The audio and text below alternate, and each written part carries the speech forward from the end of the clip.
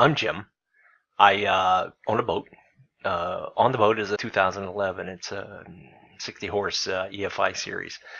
I recently had some fuel delivery problems and ended up doing a lot of my own work on the vacuum separator system, vacuum separated tank system, and I learned how to do it through YouTube videos. Well, in doing that repair, I discovered, or probably just because of the age of the engine, induced some issues with the little attachment to it, the fuel cooler.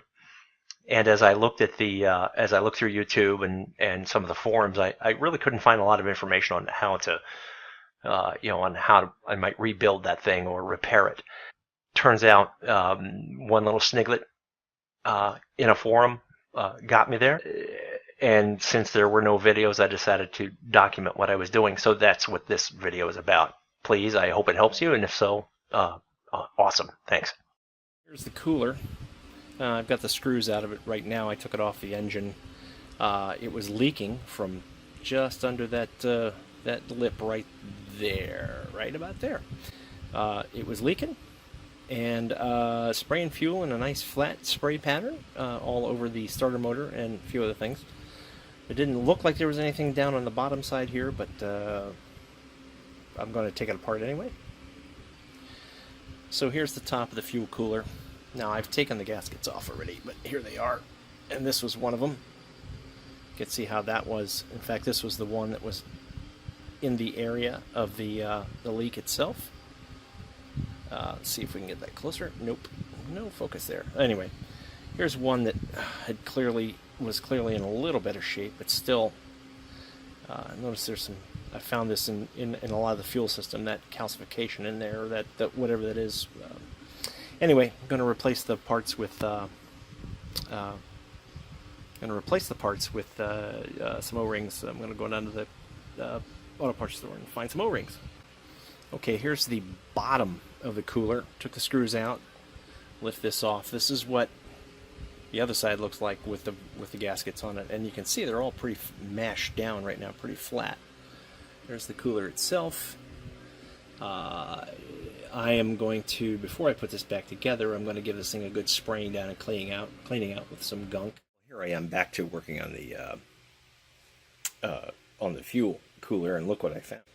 You see that crusty, those deposits in the fuel lines there. I'm going to have to clean those out with some gunk. Oh, something like a rag or maybe a buffing wheel. I found some in the vacuum separator tank and had to do the same thing. So I'm pretty sure this is a cause of my fuel line clogging issues.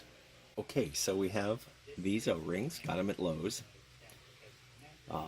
The 5/16 ID is supposed to be what the fractional equivalent is for those.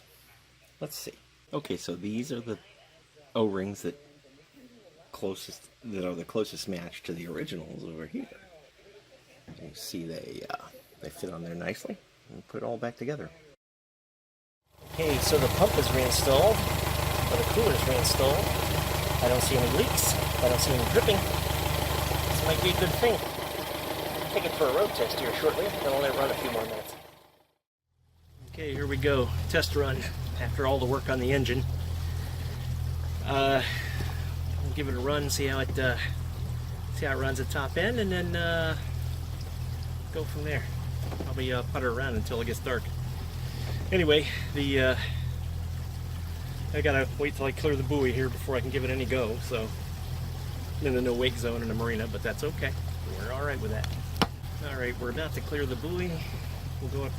We'll run it up the.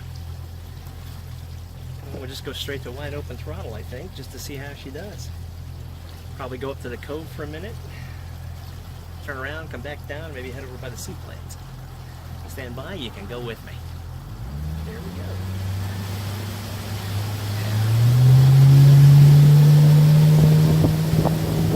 Alright. So if it's going to fail, if the VSD is going to stick again and fail, it will happen after about a minute. Well, so far so good. A little bit of chop on this lake, but that's not unusual, especially with a little bit of breeze like this. You probably see it coming up on a fishing boat with a trawl guy out here trolling, not him, and then that'll take me into the cove where I'm gonna shut down for a minute, look for fuel spills, make sure I'm still not leaking, and then we'll make another full speed run down the other way for a while. This is our little cove that Sandy and I like. It's not much. It's just part of the state park system. We come down here, we get to see wildlife every now and then. Right now I'm throttling back. I'm at about 3,500 RPM, and I usually slow down to a no wake speed through here because I just don't feel like I want to disturb the wildlife.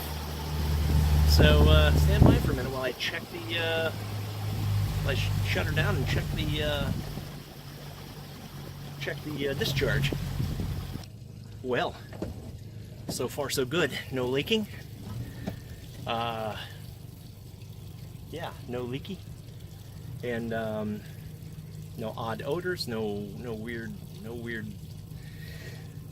burping or farting or anything. So I'll go back out in the mainstream now and give myself another full speed run. Coming around here, I like to still coming around slow because this is the cove, and I just don't like to. I like to be peaceful here.